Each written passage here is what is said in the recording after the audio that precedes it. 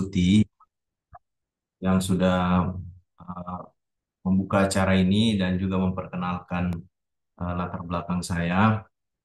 Um, Selamat bergabung juga untuk rekan-rekan sekalian, para mahasiswa Universitas Satya Tera Bhinneka, kalau saya tidak salah sebutnya. Jadi memang saya ini diberi kesempatan, diminta oleh Pak Irfan secara khusus untuk bercerita mengenai toleransi, tapi dari perspektif agama Kristen Protestan khususnya. Jadi di Indonesia ini kita ada semacam miskonsepsi sebenarnya, dan ini mungkin pelajaran pertama mengenai toleransi. Eh, Kadang orang menganggap bahwa eh, di Indonesia ada agama Kristen dan agama Katolik gitu. Tapi sebenarnya dua-duanya Kristen. Saya juga tidak terlalu mengerti asal muasal miskonsepsi ini, tapi Em, jadi dua-duanya Kristen, baik eh, agama Kristen ataupun agama Katolik, itu dua-duanya Kristen. Cuma bedanya kalau yang Kristen yang sering disebut sebagai agama Kristen itu cenderung sebenarnya berdasarkan aliran itu dia berdasarkan Kristen Protestan. Jadi karena itu saya memakai istilah Kristen Protestan di sini, dan Katolik sebenarnya Kristen Katolik. Ya, punya percakapan sejarah yang lumayan panjang, dan saya kira perkuliahan ini tidak punya ruang dan waktu untuk berbicara soal itu, tapi minimal ini menjadi semacam perkenalan awal lah. Gitu. Jadi saya kali ini mau bercerita seperti yang saya sebutkan tadi, apa dan bagaimana kira-kira eh, kalau kita mau coba pahami percakapan mengenai toleransi itu menurut agama Kristen. Saya kalau saya coba apa ya menerka, mungkin ada di dalam ruang ini yang eh, beragama Kristen Protestan juga, sama seperti saya, dan em, disclaimer di awal, mungkin apa yang saya sampaikan ini berupa semacam pengetahuan umum, sebenarnya pengetahuan umum di kalangan orang-orang yang beragama Kristen Protestan. Jadi mungkin apa yang saya sampaikan ini mungkin tidak mengagetkan, atau mungkin tidak ada hal yang betul baru bagi orang-orang yang menganut agama Kristen. Tapi saya coba membahasakan apa yang sudah dipahami oleh para penganut agama Kristen, sehingga bisa dipahami oleh orang-orang atau rekan-rekan yang berasal dari agama lain. Itu mungkin apa namanya disclaimer di awal.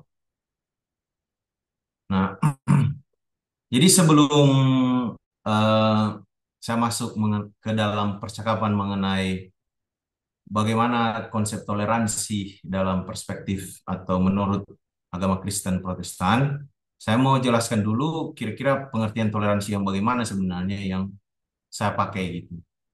Atau saya memahami toleransi itu dalam pengertian yang bagaimana. Toleransi dalam pengertian publik Indonesia merujuk pada em, diartikan sebagai kesediaan seseorang atau sekelompok orang untuk mengizinkan orang atau kelompok lain untuk menganut dan mempraktikkan ajaran agama yang berbeda. Jadi saya merujuk pengertian ini bukan pada pengertian ilmiah mengenai kata itu. Kita bisa bercakap panjang lebar mengenai arti dari kata itu, tapi saya lebih condong masuk ke dalam topik mengenai toleransi ini dengan menggunakan pengertian yang saya kira common sense gitu, atau pengetahuan umum mengenai toleransi. Uh, jadi saya kira dalam perspektif Kristen Protestan, tidak ada ajaran yang memerintahkan untuk menghalangi orang atau kelompok yang beragama lain untuk mempraktikkan ajaran agamanya. Kalau mau dirujuk ke dalam dasar terdalam, salah satu dasar terdalam dalam ajaran iman Kristiani, mengenai bagaimana kita memperlakukan orang lain, saya akan merujuk pada salah satu hukum yang terutama yang disampaikan oleh panutan dari pengikut agama Kristen, yaitu Yesus Kristus, yang dipercayai oleh kami sebagai Tuhan dan Juru Selamat, yaitu di Injil Markus pasal 12 ayat 31. yang berbunyi demikian kira-kira terjemahannya. Kasihilah sesamamu manusia seperti dirimu sendiri. Dalam bahasa Inggris, ayat ini sering disebut sebagai golden rule atau aturan emas gitu. Ini dalam ajaran kekristenan ini salah satu patokan yang paling dasar. Jadi di dalam hukum yang sangat mendasar itu, orang Kristen kemudian melihat orang lain, termasuk orang yang berbeda agama, adalah bagian dari dirinya sendiri. Sehingga ketika ingin melakukan sesuatu terhadap sesama itu, perlu mempertimbangkan terlebih dahulu apa kira-kira dampak yang terjadi dari perbuatan kita. Hukum ini yang kami sebut sebagai hukum kasih itu mempunyai semacam keunikan. Karena orang yang berbeda, termasuk yang berbeda agama, tidak dipandang sebagai sesuatu yang terpisah atau alien gitu. Malah dipandang sebagai suatu kesatuan di bawah naungan kemanusiaan, kira-kira gitu.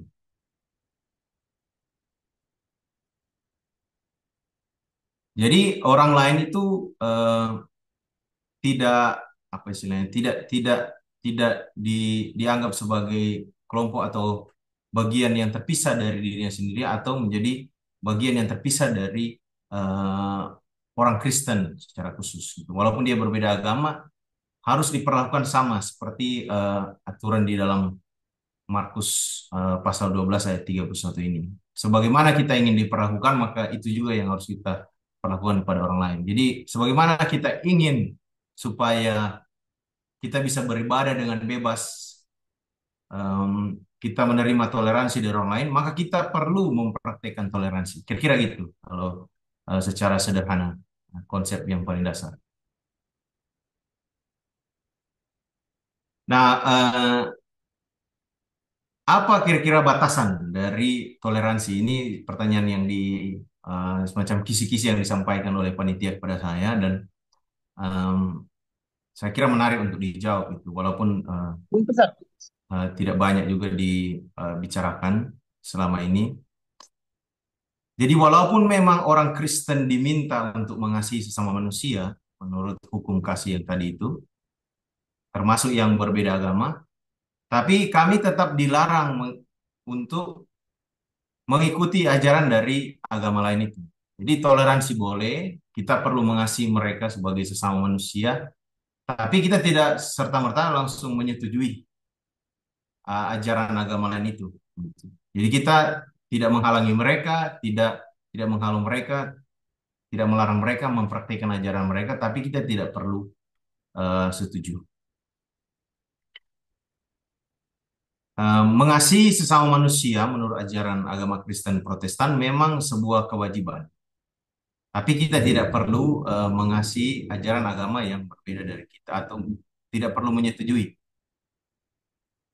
Menerima keberadaan orang yang beragama lain itu adalah sebuah kewajiban, terima dan akui keberadaan mereka, tapi kita tidak perlu mengikuti ajaran mereka. Menerima adanya perbedaan ajaran agama dengan orang lain tanpa perlu kita harus menyamanyamakan berbagai perbedaan itu. Ini saya kira yang menjadi apa ya batasan dari toleransi kalau kita mau lihat dari perspektif agama Kristen Protestan.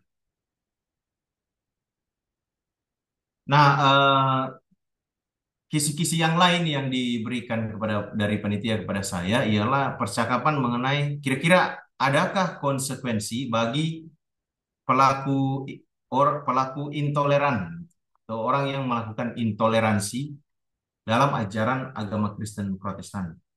Nah, ketika berbicara mengenai konsekuensi tindakan intoleransi, ada beberapa hal yang perlu saya jelaskan mengenai eh, apa ya konsepsi, tapi juga boleh dibilang semacam operasional dari kekristenan, khususnya Kristen Protestan ini. Jadi yang perlu saya tekankan bahwa agama Kristen ini bukanlah agama legalistik. Artinya walaupun memang para pengikut agama Kristen diwajibkan mengikuti ajaran hukum kasih seperti sudah disebutkan sebelumnya. Tapi itu bukan dalam konteks legalistik. Maksudnya legalistik ini ada seperangkat hukum dan kita harus mengikuti hukum itu. Dan kalau tidak mengikuti hukum langsung menerima konsekuensi. Tidak seperti kayak kalau dalam kehidupan bernegara ada hukum yang berlaku, lalu kalau tidak berlaku, tidak melakukan hukum itu ada polisi yang akan datang. Kira-kira gitu. Eh, Kekristenan tidak berlaku seketat itu, gitu. Atau artinya em, tidak tidak legalistik lah. Yang saya masuk legalistik di sini artinya kayak misalnya hukum seperti yang saya sebutkan tadi, hukum yang tertuang dalam satu misalnya buku hukum, lalu yang melanggar akan mendapat hukuman. Tidak seperti itu eh, kekristenan ini. Ajaran agama Kristen bukan disampaikan seperti ini ada hukum, sekian hukum, Anda wajib mengikuti hukum itu. Bukan. Em, Ajaran agama Kristen itu disampaikan lewat apa proses yang disebut sebagai proses pembiasaan gitu dalam kehidupan sehari-hari dan komunitas. Semua diajarkan dengan cara yang manusiawi tanpa perlu ada ancang-ancang memberi hukuman. Memang dalam dalam komunitas Kristen yang kami sebut sebagai gereja. Jadi gereja itu komunitas Kristen bisa dipahami sebagai gedung ibadah, tapi juga bisa dipahami sebagai komunitas. Ada yang disebut sebagai disiplin gerejawi. Memang ada disiplin gerejawi, tapi itu semacam aturan yang diberlakukan menurut ketentuan dari komunitas Kristen di lokalitas tertentu. Disiplin itu diberlakukan oleh biasanya diperlakukan untuk para pengurus dan pimpinan dalam gereja, dalam komunitas Kristen. Lalu itu juga tidak dalam konteks hukuman legalistik, tapi dilakukan dalam proses pendampingan yang intensif. Sebagaimana kami percaya bahwa kami adalah orang-orang yang diampuni dosanya oleh Tuhan kami Yesus Kristus, kami juga semestinya mengampuni sesama yang berbuat dosa. Jadi kami tetap menerima orangnya, tapi tanpa menolerir perbuatan dosanya. Tetap didampingi untuk kembali ke jalan yang benar menurut ajaran Kristiani. Nah, dalam kasus intoleransi, kami memperlakukan hal yang sama. Jika ada perilaku intoleran yang dilakukan oleh penganut salah satu atau sekelompok penganut agama Kristen, konsekuensinya adalah mendapat teguran, kemudian didampingi secara pribadi agar tidak mengulangi kesalahan yang sama. Ini proses pendampingan ini beragam sekali, bergantung dari komunitas Kristen di mana. Itu ada yang memberi tugas kepada pendeta, pimpinan atau rohaniwan untuk mendampingi. Ada juga yang meminta bantuan dari anggota yang lain gitu untuk mendampingi. Itu prosedurnya itu diserap tergantung dan dia sangat beragam tergantung komunitas gerejanya. Um, jadi orang yang melakukan intoleransi itu kemungkinan akan mendapat teguran, kemudian didampingi secara pribadi agar tidak melakukan kesalahan yang sama. Ini bukannya terkesan membiarkan, tapi memang penganut agama Kristen sudah dibiasakan untuk mengasihi sesamanya dari anak-anak hingga dewasa. Jadi kembali ke tadi, proses pengajaran agama Kristen itu bukan lewat memberi seperangkat hukum, tidak, tapi lebih pada proses pembiasaan.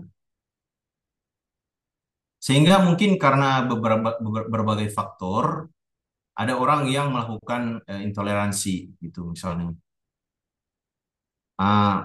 Yang berbuat kesalahan ini, yang berbuat intoleran ini kemudian akan mendapat teguran lalu mendapat bimbingan.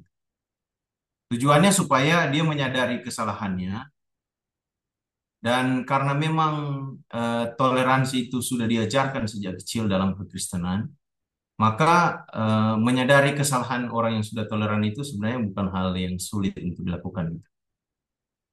Yang bersangkutan juga kemudian akan menerima semacam hukuman sosial berupa teguran dari sesama pengikut uh, agama Kristen. Karena semua sudah tahu bahwa hukum kasih yang diajarkan itu seharusnya mengajarkan orang untuk menjadi orang yang toleran. Itu sesuatu yang sudah diketahui sejak kecil sebenarnya, sudah dibiasakan.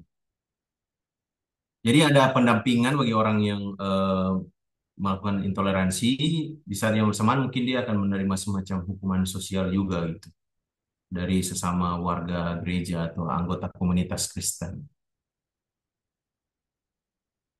Itu kalau kita mau lihat em,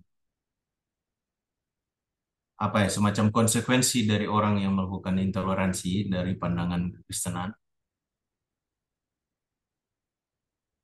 Nah, kisi-kisi lain atau eh, topik lain yang diberikan kepada saya oleh panitia yang coba saya lihat dari perspektif agama Kristen ialah bagaimana pandangan toleransi intraagama. Jadi kalau tadi perbincangannya dengan agama lain, toleransi terhadap agama lain yang berbeda dari agama Kristen. Sekarang perbincangan toleransinya itu di dalam kekristenan itu sendiri. Kekristenan sendiri diakui banyak sekali denominasi. Kalau kami pakai istilah denominasi, artinya semacam aliran-aliran itu banyak sekali. Gereja-gereja itu banyak sekali. Eh, ada mungkin ribuan ribuan gereja di seluruh dunia ini, ribuan mungkin puluhan ribu. Em, dan itu perbedaannya lumayan tersembunyi gitu. Maksudnya eh, ada banyak macam gereja, ada nama gereja macam-macam, tapi alirannya mungkin sama gitu.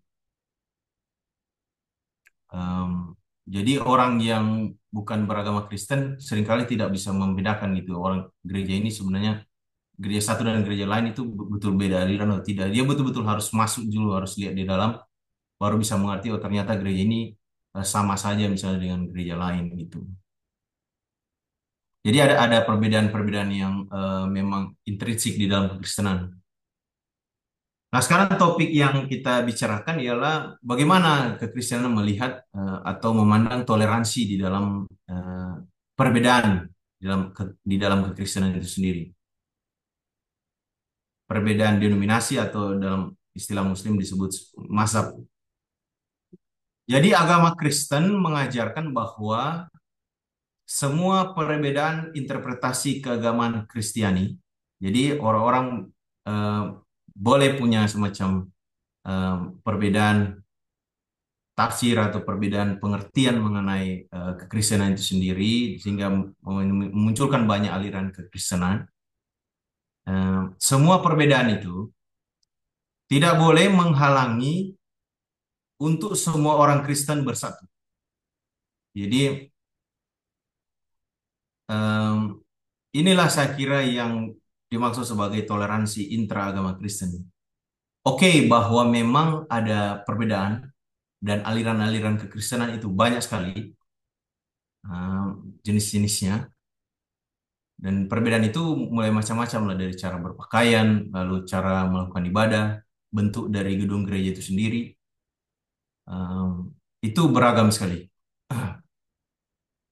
Nah, di tengah keberagaman itu, orang Kristen tetap diajar dan diwajibkan untuk bersatu gitu. Ini yang saya kira menjadi konsepsi toleransi intraagama Kristen Protestan. Jadi kami menyadari bahwa ada perbedaan interpretasi dari ajaran kekristenan karena dipengaruhi berbagai konteks, terutama konteks sosial dan konteks budaya. Tapi upaya penyatuan semua perbedaan itu perlu dan wajib terus diupayakan. Upaya ini, upaya penyatuan berbagai aliran di dalam kekristenan ini kemudian disebut sebagai gerakan ekumenis. Nah, gerakan ekumenis, kata ekumenis itu sendiri berasal dari bahasa Yunani, eh oikos dan mene, eh, artinya rumah bersama. Jadi tetap perlu ada semacam upaya supaya kekristenan itu bagaimanapun caranya, walaupun dia berbeda, ya oke lah perbedaan, ada hal perbedaan yang tidak bisa disatukan gitu karena perbedaan interpretasi, tafsir, lalu pemaknaan mengenai ajaran Kristen di berbagai konteks. Tapi tetap perlu ada upaya penyatuan dan itu terus terus terus menerus dilakukan em, eh, dari awal kekristenan itu berdiri bahkan sampai sekarang gitu.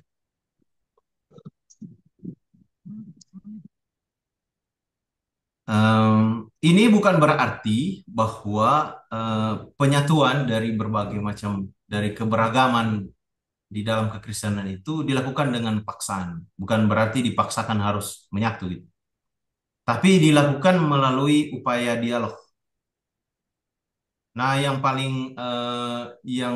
saya kira yang paling normal dan yang paling rutin dilakukan dialog itu dialog eh, dialog dan penyatuan dilakukan secara organisatoris. Jadi dibentuk semacam organisasi-organisasi yang di dalamnya terdiri dari berbagai macam aliran itu. Jadi berbagai macam aliran itu punya satu wadah gitu untuk ngumpul di dalamnya.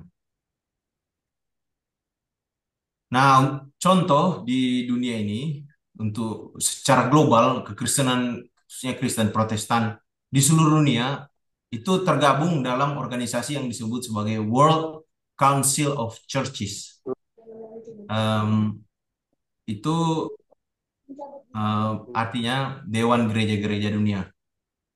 Dan mereka kalau nggak salah dia sekitar ya 4 atau 5 tahun ada pertemuan. Jadi semua orang dari seluruh dunia, gereja-gereja dari seluruh dunia, komunitas-komunitas Kristen dari seluruh dunia itu ngumpul di satu tempat gitu, biasanya keliling seluruh dunia. Di Indonesia terakhir bikin itu kalau nggak salah tahun 80-an. Kebetulan bikin di gereja saya di sini di Sulawesi Utara. Lalu mereka membicarakan banyak hal. Di situ semua komunitas Kristen berkumpul, berdialog, dan menyatukan suara untuk hal-hal tertentu. Misalnya, memilih tema bersama yang digumuli oleh semua komunitas Kristen di seluruh dunia. Tema-tema itu biasanya terkait masalah global yang sementara hangat dibicarakan gitu. Jadi ada misalnya kalau kalau kalau tidak salah sekarang ini tema sekarang ini mengenai keluarga kalau saya tidak salah. Jadi untuk tahun ini kalau salah ada percakapan mengenai keluarga. Jadi gereja-gereja seluruh dunia, komunitas-komunitas Kristen seluruh dunia, walaupun dia punya macam-macam di dalam, itu membicarakan hal yang serupa gitu. Jadi itu salah satu bentuk upaya penyatuan nih. Bukan disamakan, tapi kita coba mencari semacam hal bersama gitu yang bisa menjadi pokok pembicaraan bersama, kira-kira itu. Di sisi lain, ada juga upaya-upaya kegiatan-kegiatan yang sifatnya pertukaran gitu. Jadi dari gereja di Indonesia misalnya melakukan pertukaran pergi ke Amerika Latin misalnya, atau dari Eropa datang ke Indonesia begitulah. Agar ada semacam upaya untuk saling mengenal di antara berbagai aliran Kristen di seluruh dunia. Nah, di Indonesia gerakan ini masuk ke dalam eh, jadi tadi World Council of Churches itu menaungi komunitas Kristen di seluruh dunia.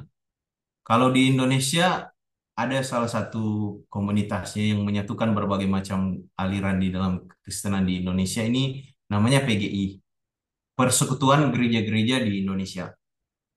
Di situ em, selalu ada kegiatan dan PGI ini seringkali menjadi semacam perwakilan ketika ada suara atau pertimbangan mengenai kekristenan di Indonesia yang perlu disuarakan ke pemerintah misalnya. Ini mereka cukup cukup dekat apa namanya relasinya dengan pemerintah.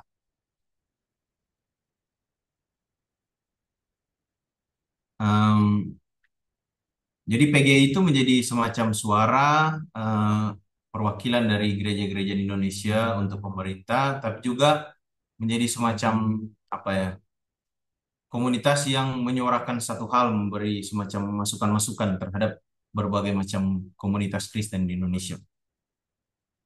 Em, jadi intinya toleransi toleransi em, intra agama Kristen itu bukan terjadi hanya sekedar oke kita menerima perbedaan keagamaan, perbedaan interpretasi atau pemaknaan mengenai kekristenan itu kita terima begitu saja, tapi ada semacam upaya untuk menyatu juga, gitu.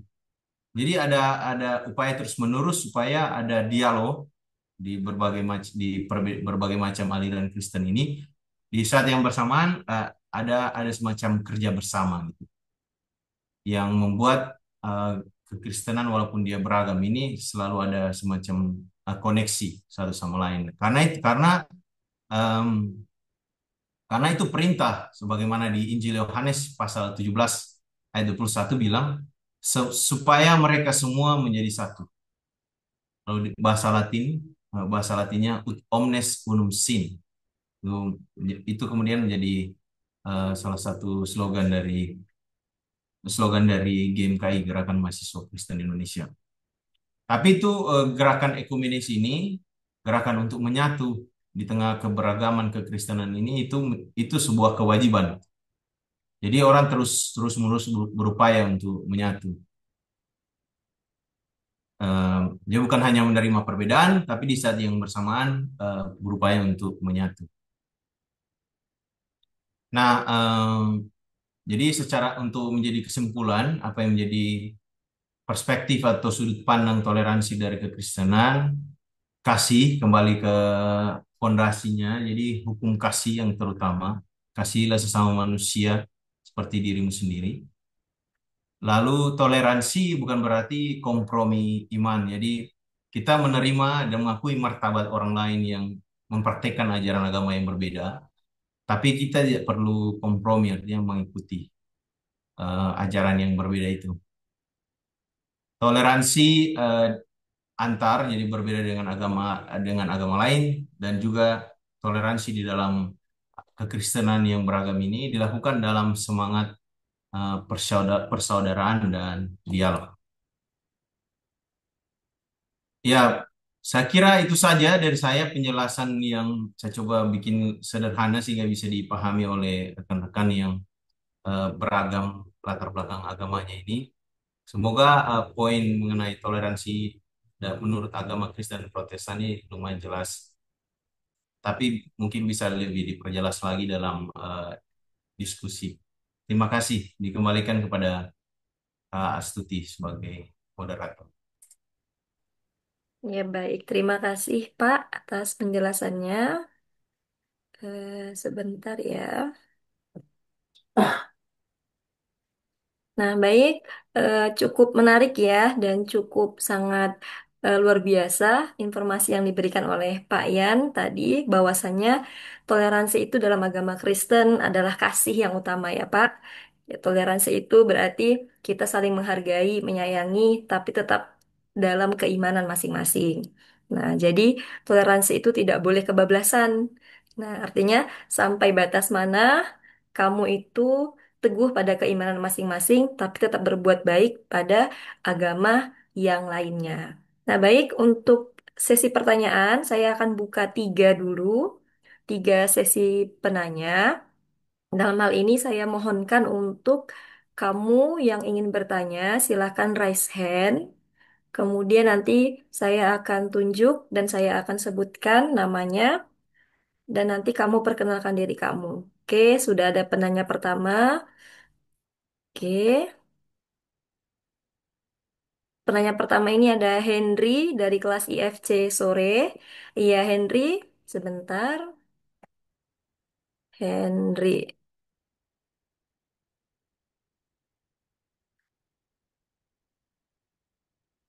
Oke. Iya, baik. Henry, boleh sebutkan namanya dan kemudian pertanyaannya? Selamat siang, Pak. Sebelumnya, perkenalkan saya Henry dari kelas CFC sore. Nah, saya mau bertanya, misalkan gitu, ada umat Kristiani gitu kan, ada temannya gitu yang di umat agama lain. Mereka itu kayak yang umat Kristiani ini membantu umat beragama lain dalam kegiatan beragama, tapi nggak sampai yang benar apa kayak membantu, dan ya, eh, contoh gitu ada kegiatan Waisak gitu kan, mereka itu bantu ikut kontribusi gitu, membuat kayak dari apa namanya, membuat dekorasinya gitu, membantu dalam sound systemnya gitu atau lain sebagainya. Itu menurut Bapak bagaimana kira-kira? Apakah itu masih bisa ditoleransi atau tidak gitu? Ya, baik. Mohon izin, Pak. Kita tampung dulu ya, Pak, untuk pertanyaannya. Nah, baik. Terima kasih, Henry. Untuk penanya kedua, boleh raise hand. Ayo, ini kesempatan loh yang jarang kita temui nih. Kita undang pemateri yang ahlinya. Ayo, silahkan. Jangan malu-malu. Kalau misalnya nggak berani nih, mau tanya langsung, boleh dari chat. Nanti biar saya catat dan biar saya bacakan kepada Pak Yan. Selin. Nah, ini ada penanya kedua nih. Selin Gita. Silahkan, Selin. Dari kelas mana? Dari MHA sore, Bu. Ya, silahkan ada pertanyaan yang mau disampaikan.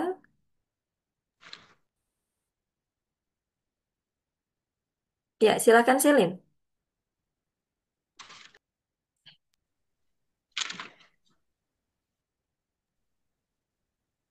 Hmm, bagaimana ajaran Bapak secara spesifik mendorong atau mewajibkan umatnya untuk bertoleransi terhadap pemeluk agama lain? Bisa berikan contohnya, Pak, dalam tradisi agama Protestan? Oke, baik. Terima kasih, Selin. Pertanyaannya bagus. Ya, yang terakhir, nanti kita buka lagi sesi tanya jawabnya. Kita tampung dulu tiga penanya di awal. Setelah itu kita akan buka lagi. Ayo, satu lagi penanya.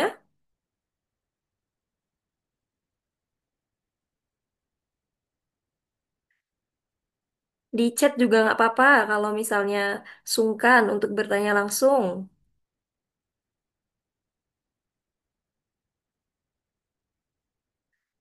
Oke, kalau tidak ada kita tampung dulu dua ya, Pak. Ya, baik tadi ada penanya pertama ada Henry.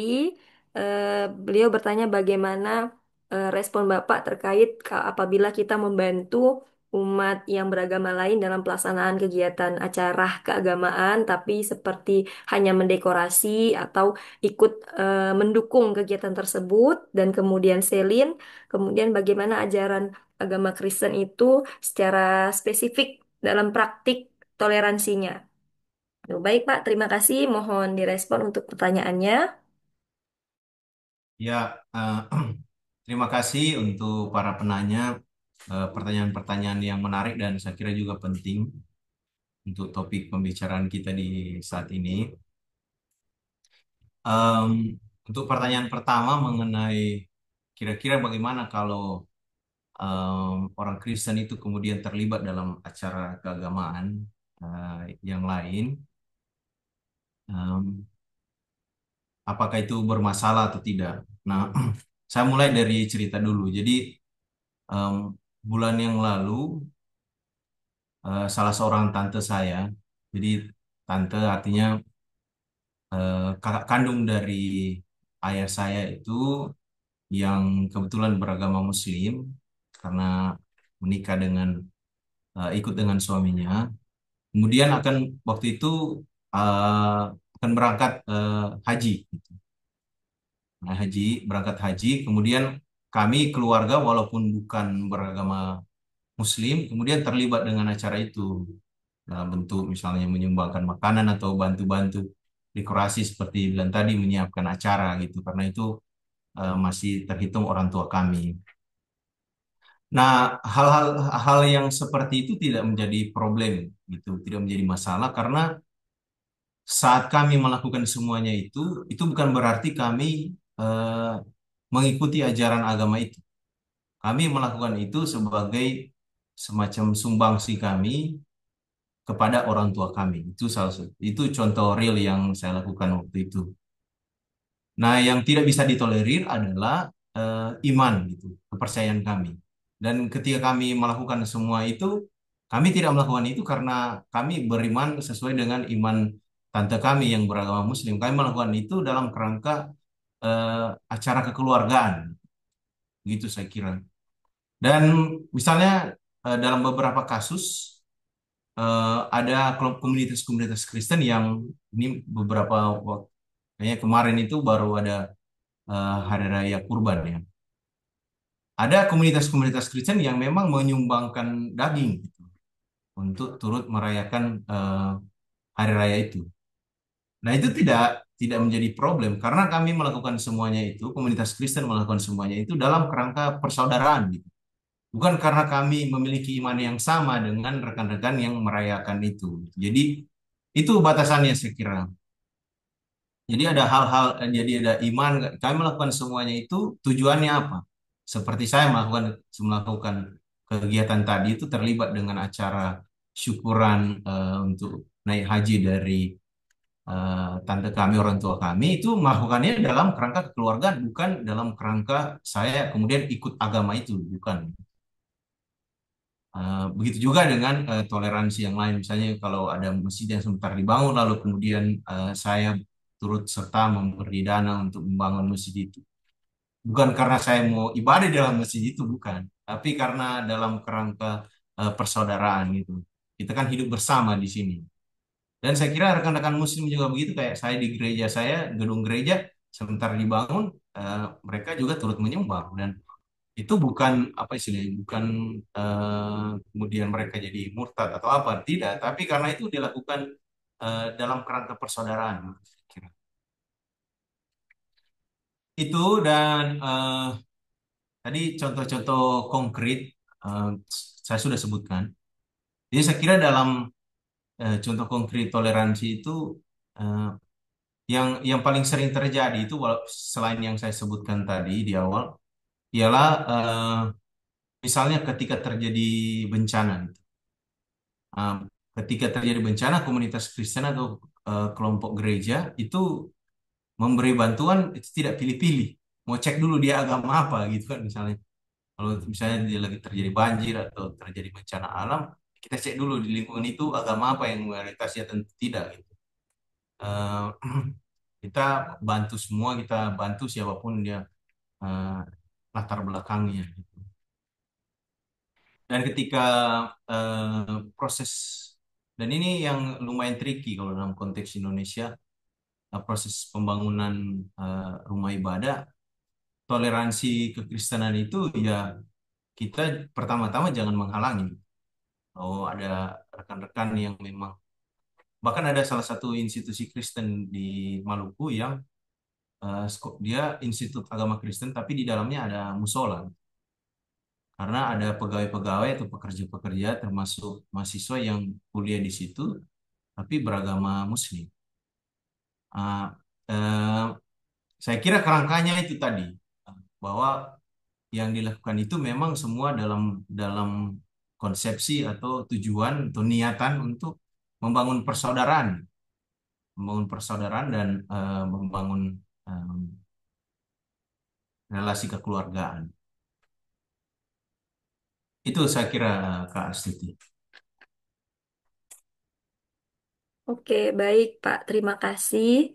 Nah, Kak, ada satu pertanyaan lagi nih, tapi sebelumnya saya mau tanya dulu nih kepada Hendris dan Selin. Kira-kira terkait jawaban dari Pak Ian tadi, bagaimana? Untuk jawaban diberikan Bapak ini sudah cukup baik dari penerapan secara langsungnya dan juga ya contohnya langsung dari Bapak ini. Jadi kita tahu gitu, kira-kira batasnya sampai mana gitu. Sekedar mengikuti doang gitu, bantu boleh gitu, tapi nggak sampai keagamaannya gitu. Iya, benar sekali. Maka tadi dari awal kan sudah dijelaskan oleh Pak Ian bahwasanya toleransi itu dalam kegiatan bersosial, bukan terkait kepada keimanan. Toleransi boleh, tapi iman tetap satu ya Pak ya. Ya, Baik, nah ini eh, satu pertanyaan nih dari kolom chat. Oke, saya mau bacakan dulu ya. Dari Johannes Munte. Halo, selamat siang Pak. Saya Johannes Munte dari IFC Siang. Ingin bertanya, apakah ada batasan-batasan teologis atau etis dalam konsep toleransi dalam kekristenan Protestan? Dan bagaimana seorang Kristen Protestan dapat menyeimbangkan kesetiaan pada keyakinan iman dengan kewajiban untuk bertoleransi terhadap keyakinan atau pandangan lain? Kira-kira bisa ditangkap Pak pertanyaannya? Bisa, bisa. Oke, baik. Satu lagi ini saya mau ke Inka. Inka, boleh? Silahkan untuk memberikan pertanyaannya. Baik, Bu. Sebelumnya selamat siang, Pak. Saya Inka Kapita dari Informatika B sore. Berdasarkan pemaparan Bapak tadi kan ada itu namanya rumah bersama atau okumenisme, gerakan okumenisme. Intoleransi itu kan kita tahu bisa dari interagama. Kalau denominasi aliran-aliran di agama Kristen Protestan kan banyak itu, Pak. Jadi ada nggak tantangan nyata yang menolak gerakan dari ekumenisme itu, Pak? Sekian, terima kasih. Oke, terima kasih Inka. Pertanyaan sangat bagus ya. Satu lagi boleh ya Pak dari Insyira nih. Oke, Insyira boleh diberikan pertanyaannya kepada Pak Yan. Oh, oke Bu, terima kasih atas waktu dan kesempatannya. Perkenalkan Pak, saya Insyira dari kelas Kewirausahaan Asiang. Jadi kan Pak, kebetulan saya dari agama Islam. Nah, di sini saya ingin bertanya gini Pak, di agama saya, di Al-Quran, dibilang kan kalau Islam itu agama terbaik, sedangkan di Kristen Protestan, di Alkitab juga dituliskan bahwa penyelamat hanya ada dalam Yesus gitu Pak. Maaf kalau jika ada yang salah dalam perkataan saya. Jadi pertanyaan saya gini Pak, gimana sih manusia bisa saling toleransi kalau semuanya merasa benar gitu Pak? Terima kasih Pak. Oke, baik. Terima kasih. Eh, Mohon maaf ya, nanti saya buka lagi sesi tanya jawabnya. Kita akan respon dulu nih yang tadi yang sudah bertanya. Boleh Pak, saya silakan kepada Bapak untuk memulai dari pertanyaan siapa. Nanti kalau misalnya pertanyaannya kurang jelas, boleh tanyakan ke saya biar saya ulang ya Pak. Terima Ya, kasih Pak. ya, ya. Terima kasih pertanyaan-pertanyaan, lagi-lagi pertanyaan yang menarik dan saya kira penting untuk pembicaraan di saat ini. Soal batasan teologis misalnya. Jadi kalau batasan teologis untuk toleransi itu, saya kira memang ada hal-hal yang secara general seperti yang saya sudah sebutkan tadi, kita tidak mengkompromi iman gitu. Jadi semua dilakukan dalam kerangka persaudaraan, dalam kerangka kekeluargaan. Tapi kalau mau lebih spesifik lagi, lebih detail lagi, saya kira ada dua hal yang memang kalau dari segi agama Kristen Protestan itu tidak bisa ditoleransi. Yang pertama, eh, pengakuan iman yang paling inti dari kekristenan itu bahwa Yesus Kristus adalah Tuhan dan Juru Selamat. Itu tidak bisa ditoleransi secara teologis. Jadi iman Kristen intinya itu tadi saya kira sudah disebutkan juga oleh salah seorang penanya. Lalu yang kedua, eh, yang tidak bisa toleransi itu ialah dosa. Dosa tidak bisa ditoleransi. Jadi walaupun dia beragama lain, lalu orang beragama lain itu kemudian mempraktikkan apa hal yang bagi kita itu dianggap dosa, eh, misalnya secara sederhana misalnya dosa itu misalnya yang melanggar seperti yang di presentasi saya itu melanggar hukum kasih, misalnya dia melukai orang lain atau merugikan orang lain, hal-hal yang seperti itu tidak boleh ditoleransi. Cuman memang orang Kristen kan bukan seperti yang saya sebutkan di presentasi tadi, kita kita bukan agama legalistik sehingga ketika ada orang yang melakukan dosa atau agama lain itu melakukan dosa lalu kita harus menghukum.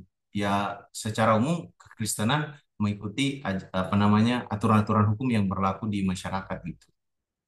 Um, saya kira itu kalau batasan teologis dari kalau mau dibicarakan secara paling sederhana dan tentu ini bisa lebih kompleks lagi disesuaikan dengan komunitas-komunitas masing-masing gitu. Nah, menyeimbangkan kesetiaan dan keyakinan iman dengan kewajiban untuk bertoleransi. Saya kira salah satu pegangan dari kekristenan itu ialah hati nurani. Dan itu yang dididik sejak awal dari masih kecil sudah dididik. Nah, hati nuraninya dididik itu sebagai hati nurani orang yang pengikut Kristus gitu istilahnya. Eh, dia sudah dengan sendirinya dia bisa mengerti, dia bisa menyeimbangkan bagaimana menoleransi orang lain dan bagaimana dia tetap teguh dengan kepercayaannya gitu. Dan itu semua terjadi seperti yang saya bilang tadi dalam proses pembiasaan di dalam komunitas-komunitas Kristen. Kira-kira itu pandangan saya mengenai pertanyaan dari yang pertama tadi, Johannes Munte. Kemudian yang kedua dari Inka. Tantangan terhadap gerakan ekumenisme. Saya kira kalau saya tidak salah ingat. Eh, sejauh yang saya pelajari, sejauh yang saya pelajari dan yang saya amati karena saya juga terlibat di dalam diskusi keilmuan agama Kristen, lalu saya juga melakukan penelitian, lalu saya juga mempraktekkan agama Kristen. Sejauh ini eh, tidak ada gereja yang menentang ekumenisme, tidak ada. Tidak ada komunitas Kristen dalam keberagaman yang macam-macam itu yang menentang ekumenisme. Karena itu tadi, itu tertulis dalam kitab suci gitu, dan itu menjadi semacam kewajiban bagi semua orang Kristen.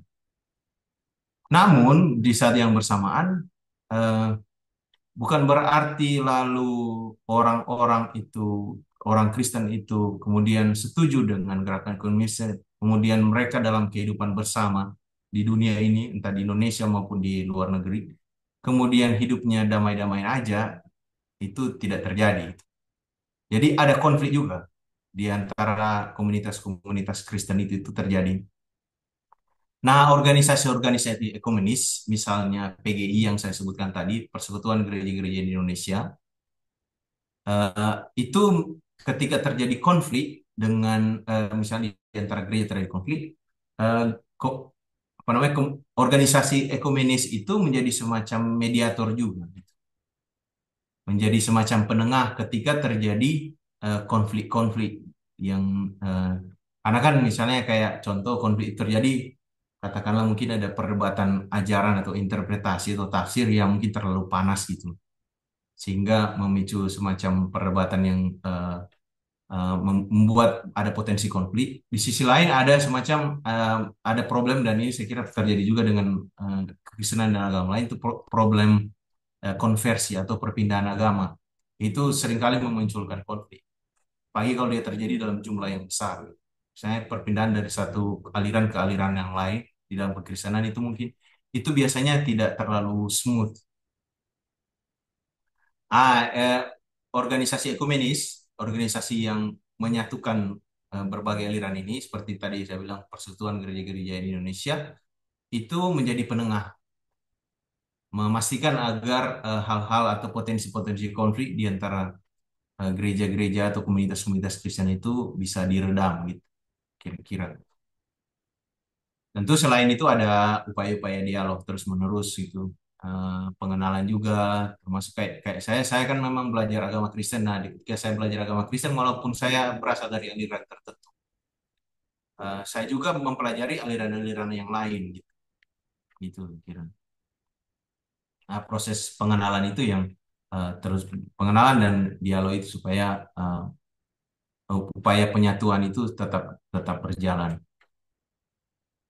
Nah, yang terakhir dari siapa tadi ya, saya lupa namanya. Insyira, Pak. Insyira. Insira. Jadi Insira menanyakan bagaimana kita bertoleransi kalau semua merasa benar gitu. Dan memang benar begitu, bukan hanya Kristen. Saya kira bukan hanya Kristen, Islam, semua agama merasa dirinya benar gitu kan. Dan secara itu ada istilah kalau dari ilmu dialog agama-agama itu namanya truth claim, klaim kebenaran. Semua agama itu punya klaim kebenaran gitu. Nah, bagaimana kita bertoleransi ketika kita semua eh, punya klaim kebenaran masing-masing gitu. Entah itu berdasarkan ajaran pendahulu atau berdasarkan kitab suci atau berdasarkan sumber yang lain. Pokoknya ada klaim kebenaran, bukan merasa, berpikir bahwa agamanya yang paling benar. Em, menurut saya toleransi bisa berjalan walaupun orang orang memiliki keyakinan atau klaim kebenaran menurut agama yang diyakini itu, toleransi bisa berjalan karena eh, selama dia menyadari ada semacam kerangka gitu, ada semacam kerangka, ada semacam batasan, seperti yang saya sebutkan di presentasi awal tadi, kita kita menerima orangnya, kita menghargai martabatnya sebagai sesama manusia menurut hukum kasih, tapi kita tidak perlu menyetujui ajaran agamanya. Itu saya kira semua agama yang punya klaim kebenaran, itu kalau dia punya kerangka seperti itu, saya kira kita bisa hidup bersama gitu. Jadi eh, itu satu kerangka, tapi kalau mau lebih lebih lebih dalam lagi diskusinya, bisa jadi misalnya kita bisa bicara mengenai em, siapa sesungguhnya yang memiliki kebenaran itu, siapa sesungguhnya yang bisa betul-betul bisa katakanlah bisa betul-betul memahami Tuhan. Nah, kalau dalam ajaran kekristenan kami mempercayai bahwa kami ini memahami Tuhan, belajar mengenai Tuhan, berupaya untuk melakukan kehendak Tuhan, tapi kami hanyalah manusia. Yang bisa mengenal Tuhan sepenuhnya, yang bisa memegang kebenaran yang sejati itu hanya Tuhan. Begitu kira-kira itu sesuatu diskusi yang lebih dalam ya. Sehingga apa namanya toleransi itu selalu bisa terjadi, selalu bisa terjadi. Kemungkinannya selalu ada karena ada kerangka-kerangka itu tadi bahwa kita menerima manusia, manusianya kita terima, tapi kita tidak perlu menyetujui ajarannya. Di sisi lain, eh, kebenaran yang kita miliki harus disadari bahwa kebenaran itu kalau dalam bahasa diskusi ilmiahnya itu kebenaran yang parsial, kebenaran yang separuh. Karena kebenaran yang utuh, kebenaran yang sejati itu hanya milik Tuhan, kira-kira gitu. Eh, ini hanya beberapa pandangan ya untuk menjawab semacam tantangan mengenai untuk mempraktekkan toleransi di tengah klaim kebenaran tiap agama-agama ini. Terima kasih. Baik, terima kasih Pak atas responnya. Luar biasa nih Pak antusiasme dari para mahasiswa. Namun kita hanya memiliki waktu sekitar 9 menit lagi nih Pak. Kira-kira gimana Pak? Apakah bagi mahasiswa yang ingin bertanya, saya kumpulkan pertanyaannya saya dalam bentuk catatan gitu Pak. Terus nanti saya kirimkan ke Bapak gitu. Boleh nggak Atau ya? enggak apa-apa Atau mau boleh ditambah? yang mau ya, satu sesi aja. Jadi satu sesi terakhir mungkin. Sesi terakhir ini Pak, Ya, boleh saya tampung pertanyaannya? ya, ya. Nanti Oke, saya baik. jawab. Oke, saya dari tadi nih saya lihat ada Melani nih. Melani, apa yang mau ditanyakan Melani? Boleh, silahkan. Baik, Ibu, terima kasih Sama-sama. kesempatannya. Eh, saya ingin bertanya, dari latar belakang keluarga juga kan ada juga tuh pernikahan antar agama, berbeda agama. Ibu saya seorang mualaf. Jadi, saya ingin bertanya sedikit tentang bagaimana pandangan Bapak sendiri sebagai Kristen, bagaimana terhadap pernikahan beda agama sendiri, Pak. Terima kasih. Terima kasih Melani.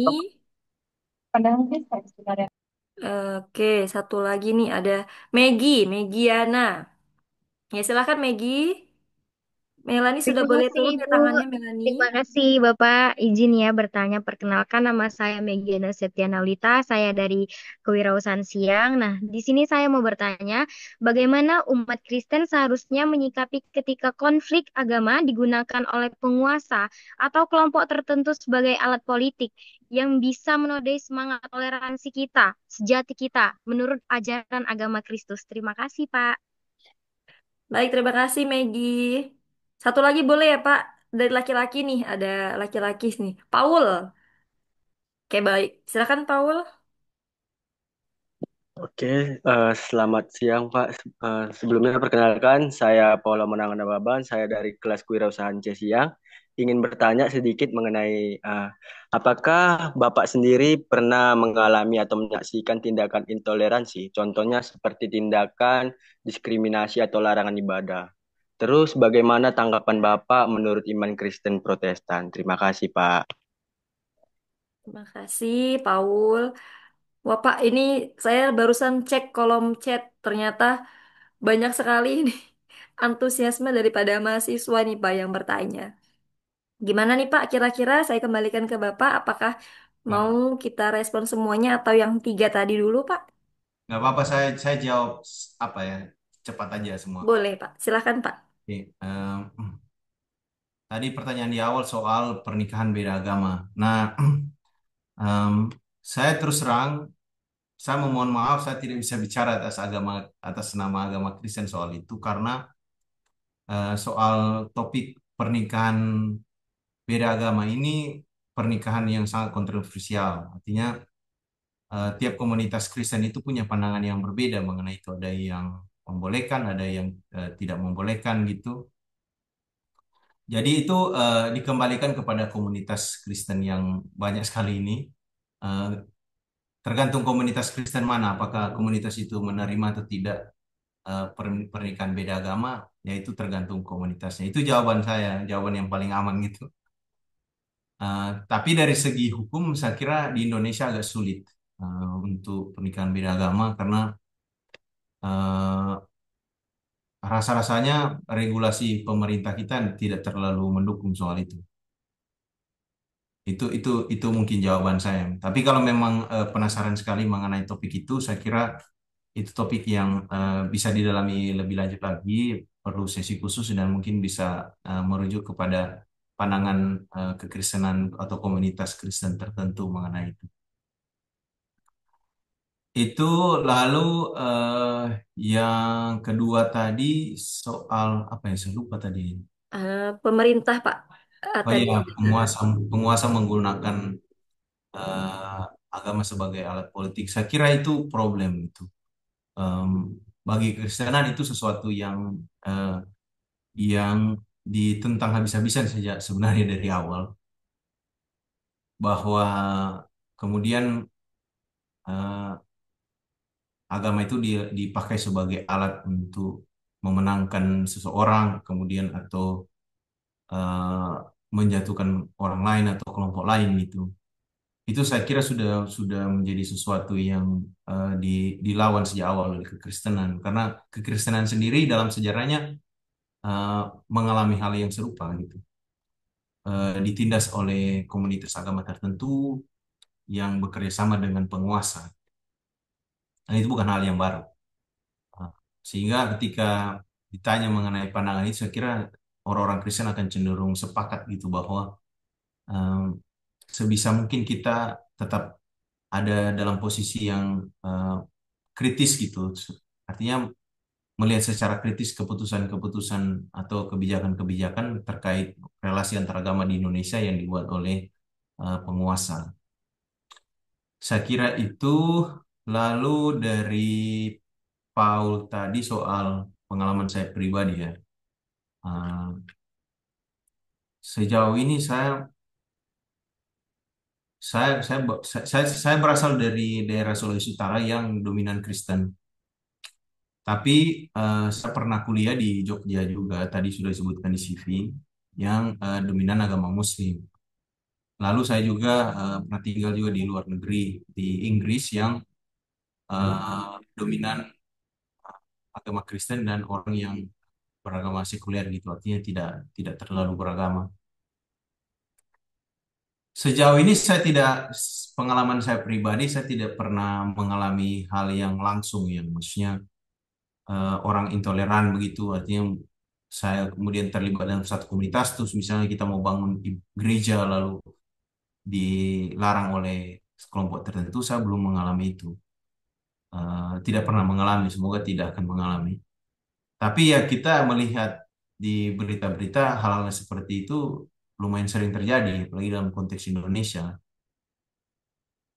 Penindasan-penindasan atau pemaksaan-pemaksaan terhadap kelompok tertentu, terutama kelompok agama yang marginal gitu, yang minoritas, itu sering terjadi. Uh, itu saya kira kalau ditanya pengalaman saya mengenai uh, intoleransi, lalu uh, pertanyaan ini dari J saya, Ferdinand. Toleransi itu kewajiban atau hak yang harus didapatkan setiap orang. Wah, ini saya tidak bisa bicara untuk semua orang karena saya bicara atas nama ya dari perspektif agama Kristen. Tapi kalau dari perspektif agama Kristen Protestan, itu sebuah kewajiban untuk dilakukan gitu. Seperti yang saya sebutkan di presentasi awal tadi, merujuk kepada hukum kasih. Lalu ada pertanyaan, saya kira ini pertanyaan terakhir dari Johannes Munte soal Pancasila. Bagaimana gereja Protestan melihat peran Pancasila dalam mendukung dan memperkuat prinsip toleransi yang terkandung di dalamnya sebagai bagian dari kontribusi kebangsaan. Saya kira kalau di dalam kekristenan diskusi mengenai eh, kekristenan dan Pancasila itu sudah lama terjadi dan secara prinsipil dari yang saya pelajari memang tidak ada konsepsi yang menentang konsepsi iman Kristen yang menentang Pancasila gitu. Sehingga kalau bicara toleransi dari segi Pancasila, malah malah beberapa termasuk dosen-dosen saya yang bicara tentang agama Kristen, mereka cenderung kembali ke Pancasila gitu, karena Pancasila bisa menjadi semacam penengah penengah di tengah munculnya banyak fundamentalisme agama dan seterusnya. Itu mungkin jawaban cepat saya untuk berbagai pertanyaan. Kalau saya terlewat, yang mohon maaf. Terima kasih untuk Kak Astuti, terima kasih untuk semua yang sudah mengikuti diskusi ini. Ya, baik Pak. Terima kasih atas pemaparannya dan tanggapannya. Karena berhubung waktu kita telah berakhir, jadi kita cukupkan sampai di sini kegiatan kuliah umum kita pada hari ini. Saya berterima kasih kepada pemateri Bapak Ian Octavianus hari ini sudah meluangkan waktunya dan pemaparan materi yang luar biasa terkait toleransi. Dan saya juga mengucapkan terima kasih kepada para mahasiswa-mahasiswi saya, kami semua yang telah meluangkan waktunya. Kami sangat apresiasi atas kehadiran eh, abang dan kakak-kakak semuanya. Terima kasih. Dan nanti kita akan bertemu kembali di minggu depan ya, tanggal 14 bulan Juni. Sebelum kita tutup, kita akan adakan sesi foto bersama. Namun sebelumnya, saya mohon untuk semuanya kalau bisa kameranya diaktifkan. Dan saya akan men-share dulu sertifikat untuk Bapak Yan. Kemudian saya akan ambil fotonya sebentar ya, Pak.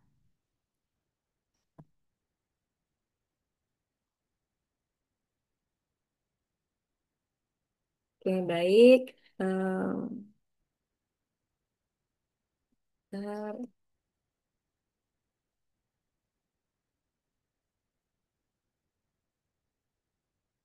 Hmm,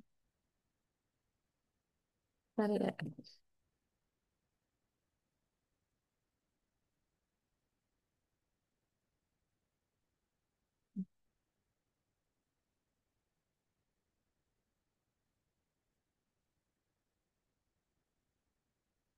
Oke, sebentar ya, Pak. Saya ambil fotonya dulu. Satu, dua, tiga.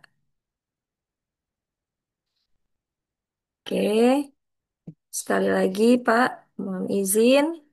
Satu, dua, tiga. Oke. Nah, sekarang kita ambil sesi foto bersama ya, Pak, dengan para mahasiswa. Nah, baik. Mohon semuanya aktifkan kameranya. Ini ada banyak sekali lah layarnya 12. Nah, mohon dipersiapkan wajahnya yang terbaik ya. Senyumnya yang terbaik. Oke, layar pertama. Satu, dua, tiga. Layar kedua. Oke, satu, dua, tiga. Layar ketiga. Saya ingatkan untuk isi absen ya. Mohon absen tidak di-share di grup kelas karena itu untuk masing-masing yang berada di room. Yang keempat, satu, dua, tiga. Yang kelima, yang kelima, satu, dua, tiga. Yang keenam, hmm, yang keenam, satu, dua, tiga. Yang ketujuh, satu, dua, tiga. Yang ke-8, 1, 2, 3. Yang ke-9, 1, 2. Wah, yang ke-9 ini pemalu semua nih. Wajahnya nggak ada yang kelihatan. Oke, yang ke-10. Bentar ya. 10, 1, 2, 3. Ke-11, 1, 2, 3. Terakhir, yang ke-12, 1, 2, 3. Nah, oke. Untuk mengingatkan eh, kepada mahasiswa kami bahwasanya tugas sudah bisa mulai dikerjakan untuk tugas kelompok dan tugas individunya. Nah, baik, terima kasih atas kehadirannya pada hari ini. Saya sangat apresiasi dan saya terima kasih kepada Pak Ian sekali lagi untuk keluangan waktunya. Semoga selalu dalam keadaan sehat ya Pak. Dan mudah-mudahan dalam lain kesempatan kita bisa bertemu kembali dengan sesi yang lebih seru pastinya. Dan mudah-mudahan kepada mahasiswa kami semuanya juga terus semangat dalam mengikuti kegiatan perkuliahan. Oke, saya tutup kegiatan kita pada hari ini. Sampai bertemu pada eh, minggu depan di tanggal 14, hari Sabtu, dengan grup yang berbeda lagi, dengan pemateri yang berbeda lagi. Oke, terima kasih semuanya. Mari kita tutup pertemuan kita dengan berdoa lintas agama. Karena tadi kita sudah buka dengan doa, maka kita tutup dengan doa. Doa menurut agama dan kepercayaannya masing-masing. Berdoa dimulai.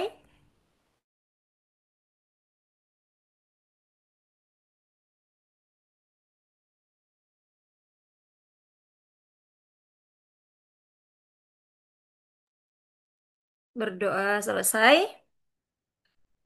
Oke, baik. Terima kasih semuanya sudah boleh meninggalkan room Zoom breakout ini.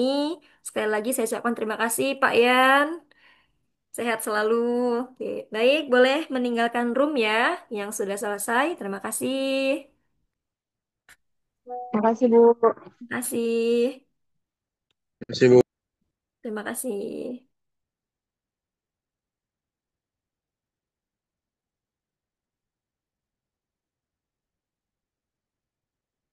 Jangan lupa untuk isi ya Zoom-nya, isi absensi. Baik, Bu. Terima kasih semuanya. Oke, baik. Saya tutup ya. Terima kasih. Selamat siang. Siang, Bu.